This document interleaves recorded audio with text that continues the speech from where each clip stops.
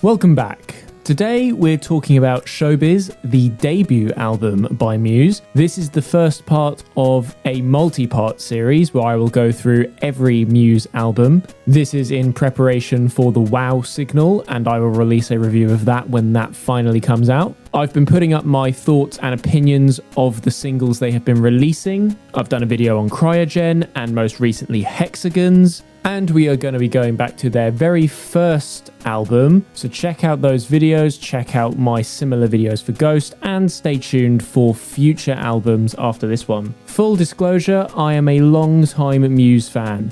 I've been listening to Muse ever since I was a very small child, probably around 15 years by this point. I'd only say I started listening pretty critically to some of their music a couple of years ago, and I'd only ever listened to their entire discography around 5 years ago. I'd listened to loads of Muse songs, mainly the most popular ones. Growing up, I would listen to Hysteria, Starlight, Feeling Good, Supermassive Black Hole, Newborn, Resistance, Uprising, MK Ultra, Time Is Running Out, Map of the Problematique, Exopolitics, and that was it really. I'd never thought to listen to the whole discography. I really did like those songs, and I'd heard some other tracks here and there, but I didn't know their names. But as you can see, that's quite a varied mix of Muse, and I hadn't heard anything at all from this album until 5 years ago when I decided that I was going to listen to their entire discography in full, work through the albums, and the first time I listened to this album, I really liked it.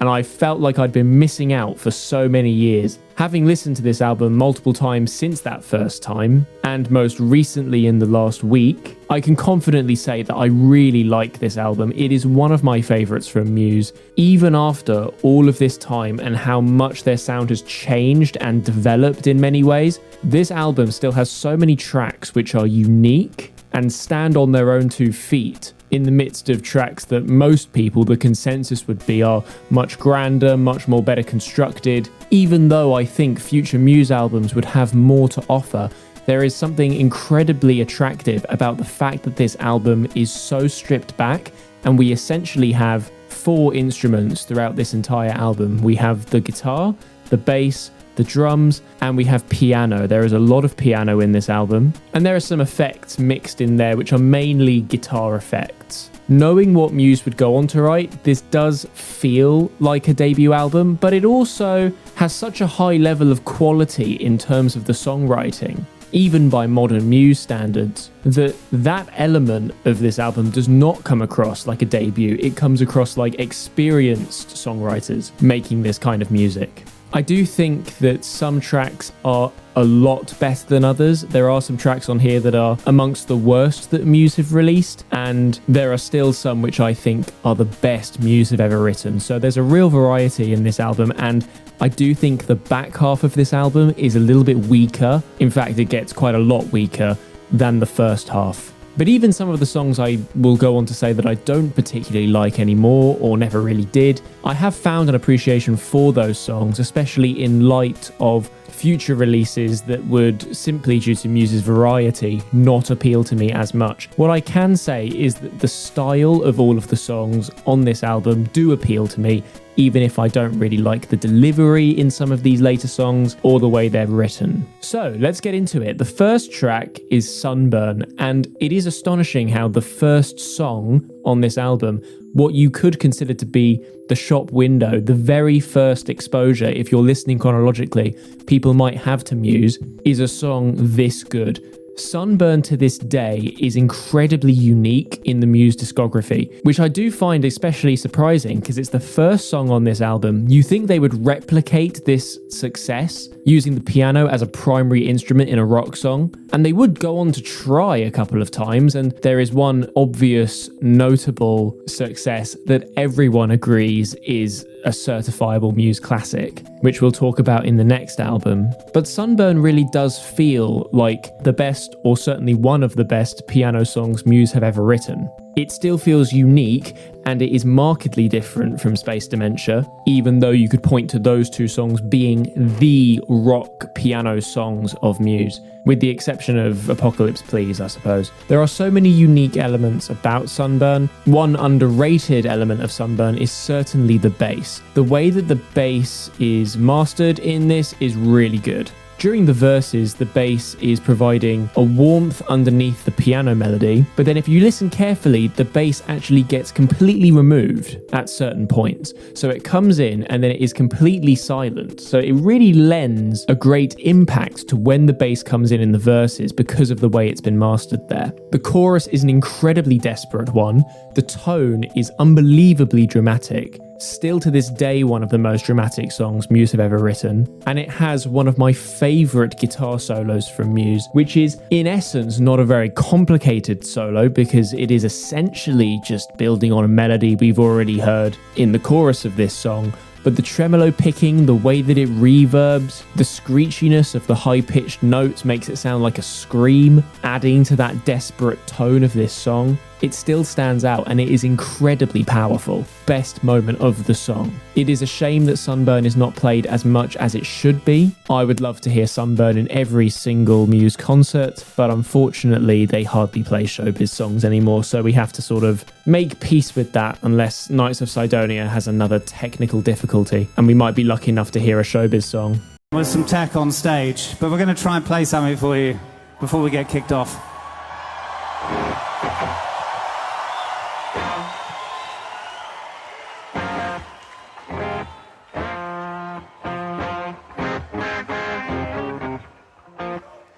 Controlling my feelings for too long. Another really great element is the drums in this song. The ghost notes on the snare in the verse are really good, and they also lend some drive and energy to those verses as well. It makes the parts more interesting. One of my favourite Muse songs for sure. Next on the album is Muscle Museum. This is another fan favourite song, and for good reason. The guitar melody in the 16th notes is incredibly memorable. It's an interesting harmony, and again, one of the first things you notice in this song is how strange and unusual but also cool the bass line is. The bass line is one of the most recognisable from Muse, and this is the second song in a row where you can really notice that the bass is adding great depth to the song.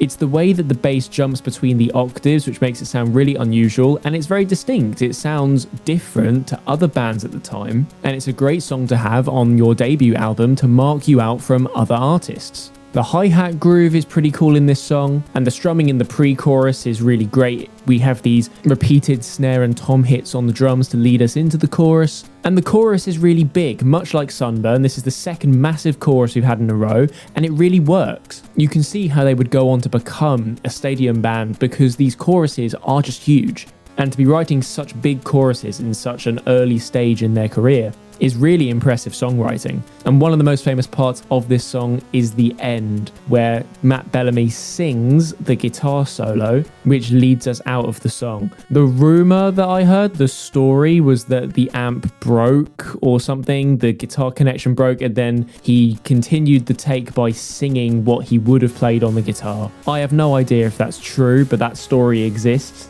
And it's the first example we have, really, of Matt using his voice very much like an instrument to sound exactly like a distorted guitar by singing it through the amp. And when his voice is distorted like that, it really does sound like a guitar, and that would go on to become a defining characteristic of Muse's sound, especially in these early days. And it's very interesting to hear it on essentially their first single and the second song on their first album. That's how early these ideas started. But Muscle Museum is a great song and another one of my favorites. The third song is Philip.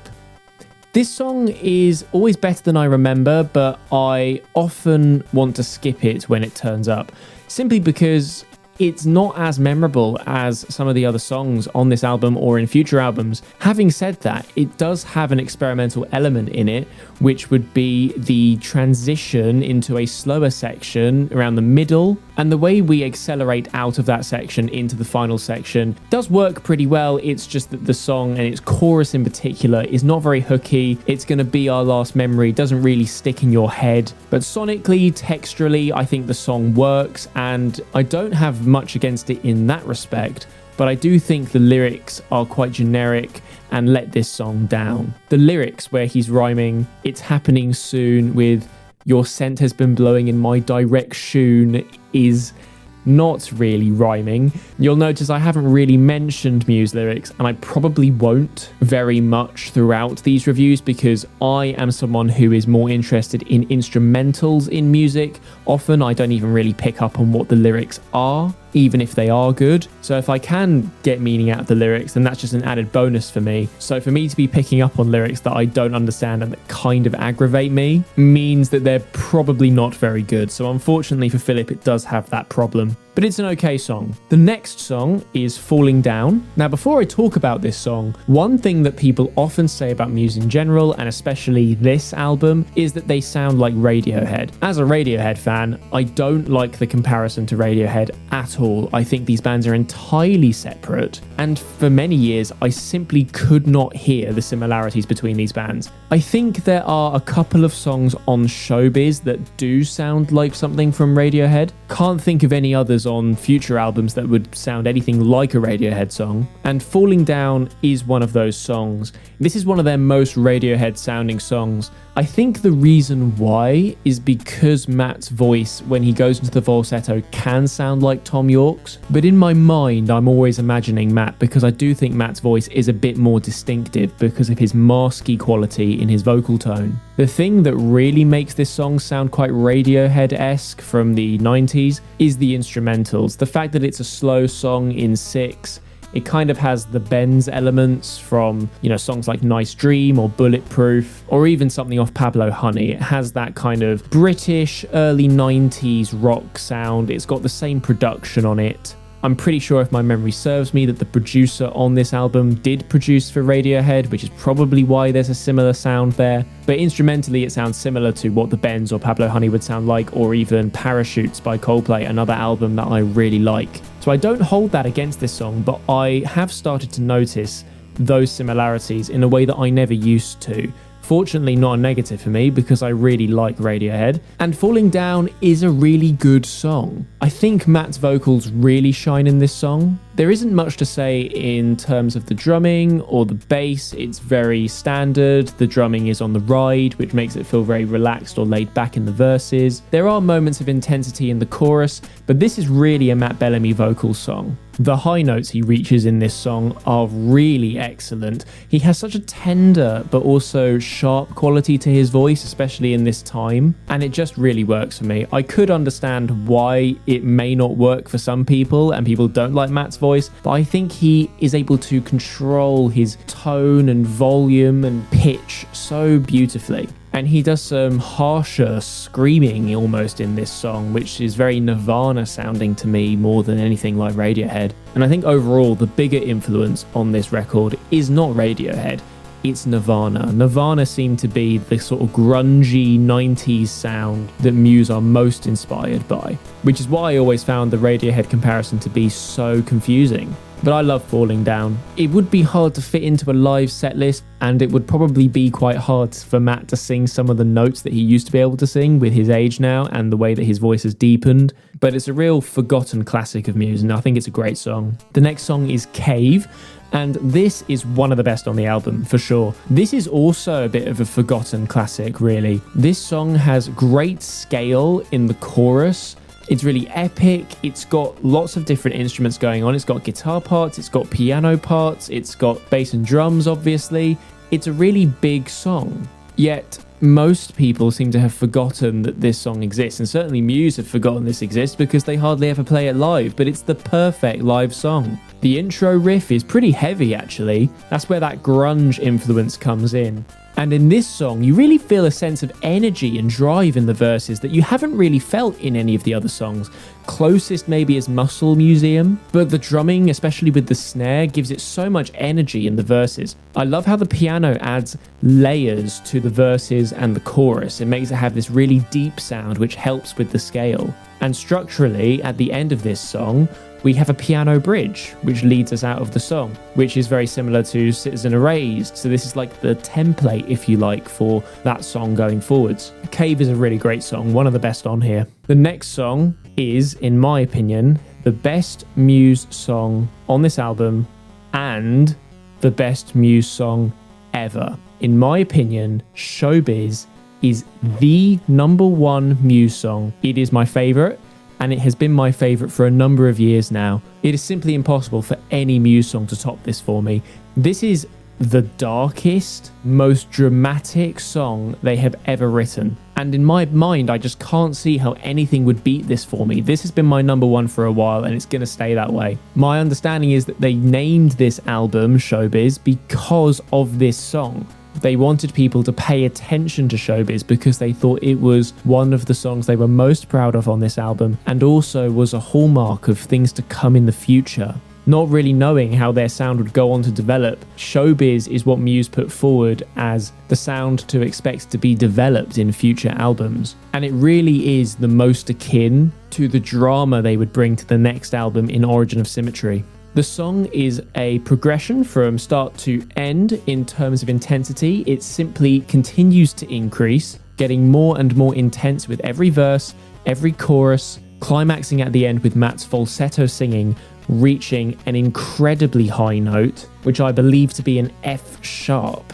In some performances, he even manages to reach a G sharp from what I've seen. The song is in F sharp minor, of course, so that would be the root. So he'd be resolving if he were to be in F sharp and singing that note. It is the highlight of this song, and it is one of the highlights of all of Muse. It is one of the greatest moments they have managed to achieve in the studio. The song starts with a tribal beat on the toms, and then slowly builds in instruments and builds in layers and builds in intensity. We bring in the guitars, and there's very few distinct lyrics. Most of the lyrics repeat. The controlling my feelings for too long is recontextualized from the first verse into the next verse without a chorus in between. That verse just sort of repeats, but this time with a completely different selection of instruments around it. We're playing that vocal melody in the guitars as well. What I love about this song is how we take the ideas at the start and we just develop them and continue to build on them throughout the entire song. I love songs that have linear progressions from start to end, and by the end of the song you feel completely differently than you did at the start, and that is a really great thing about this song. It takes you on a real journey.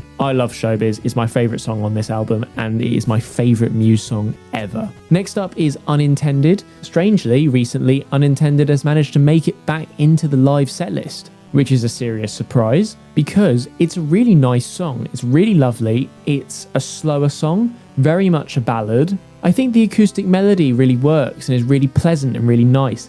It sounds like quite a sweet song actually, which is rare for Muse. Normally the love songs are dramatic or very happy, but there's an honesty and authenticity, a sweetness about this song which you sort of don't see again in future songs. There's some great string arrangements in here as well, cello work that really sort of tries to tug on the heartstrings. This is another song where Matt's vocals really shine, especially in the choruses, the way that he's belting those notes and his voice is almost breaking. It's really showing off his voice, its capabilities and what he is able to do. One of the most appealing things about Matt Bellamy as a vocalist is his range.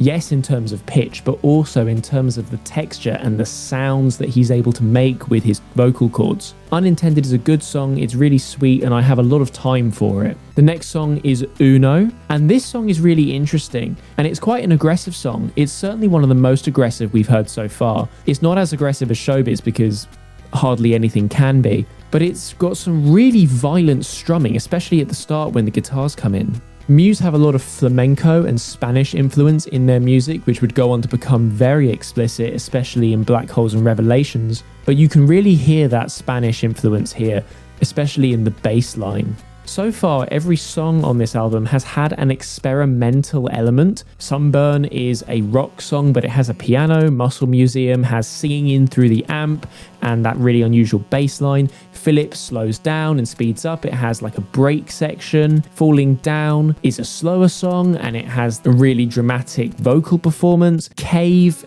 has a really unusual riff and has these 4 textures going on. Showbiz is quite a progressive song in its structure and its tone. Unintended is a ballad, and Uno is rock blended with Spanish influences. So far, every song has had some experimental element. It's been different to each other and has tried to be a little bit outside of the box. I also quite like the lyrics to Uno. They always stand out to me, they resonate. I do like those a lot. But the standout on this song is totally the guitar work. The guitar work is amazing. I love the sound of the tone, I love the aggression, and I think the song, even though it's very short at 3 minutes 37, is really good. And it's one of my favorites here. Next up, we're in the weaker portion of the album now. The next 3 songs are all quite a bit weaker than the songs we've just had. Sober is quite forgettable. I listened to it earlier today even, and I struggled to remember much about Sober. I think the chorus is a little bit grating, and maybe that's the reason that it never caught on. The "You're So Solid" falsetto in the chorus I don't think really works, certainly not as well as anything else on this album. But there is a really cool second half of this song where the guitar has this phaser effect and we're doing the guitar solo, and I think that's a really unique element of this song. It doesn't sound much like anything else on the album, and I can appreciate that. You just have to get through like the first 2 minutes to be able to get to that fun part. I do think that the drive, the bounciness of the chords in the chorus does really work though. It's just the vocal hook isn't very strong. So Sober's okay. I don't really like it that much, but I also don't dislike it. Next up we have Escape. I think Escape is the weakest song on Showbiz. It simply doesn't offer you very much. The chorus also sounds like Matt is trying to cram too many words into the lines. The "I didn't realize I was talking to the living dead" lyric just feels a bit shoehorned in, and it doesn't really work. This is where we're starting to feel like the album is a debut album. It seems a bit amateurish for their songwriting compared to the high quality that we'd heard in the previous 8 tracks from Sunburn to Uno. And I think trying to dial back the energy in this song doesn't work for it either. It's very slow, and I don't know what the lyrics are really referring to. They don't come across as very meaningful to me, and it just feels a bit like an amateurish song, which is a shame, but I struggle to get behind this song, I have to admit. I think the chorus's size, though, is probably the silver lining to this song. I think instrumentally the song is fine, it's just not something I'd ever want to revisit. This track is a skip on the album for me. And after this we have Overdue, which is another skip. The only silver lining to this song really is that it's quite short, so it's only 2 minutes 26. Something about Overdue that is quite nice is the use of 6/4 in the chorus. This is an example of Muse actually changing time signatures within a song rather than just sticking to one for the entire thing. I have a video on all time signature changes in Muse songs from about 2 years ago, which is now out of date because of Hexagons, but you can go check that out if you would like a full, comprehensive list of all time signatures and changes in the discography. I also think the lyrics do come across as amateurish, especially the "I know I'm young, but I know when I'm aroused" lyric. That is not the kind of thing that I expect from Muse. It's quite unusual, and it just comes across as quite immature songwriting for them.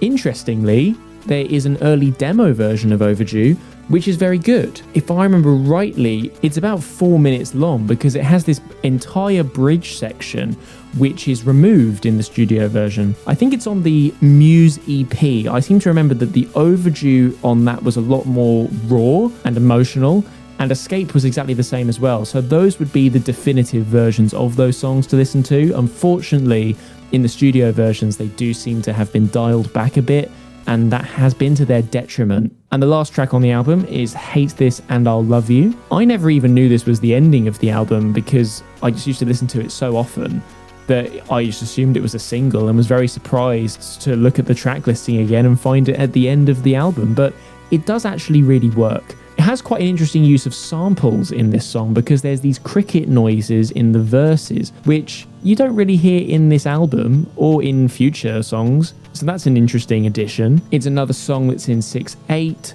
much like Falling Down. And Falling Down, in my opinion, is a much more subdued song, and Hate This and I'll Love You is more dramatic. And certainly when we have about 2 minutes left of this song, because it is 5 minutes long, the ending of this song is very dramatic, and we use the guitar to make a big wall of sound to close us out, and it's quite a fitting end to this album. I really like the chorus as well, and the distortion phaser as well makes you feel like you're swept up in the wind or something, like there's a breeze blowing past you, which adds to the scale of this song. And I think this song is really big, and I think it's one of the most underrated Muse songs for sure.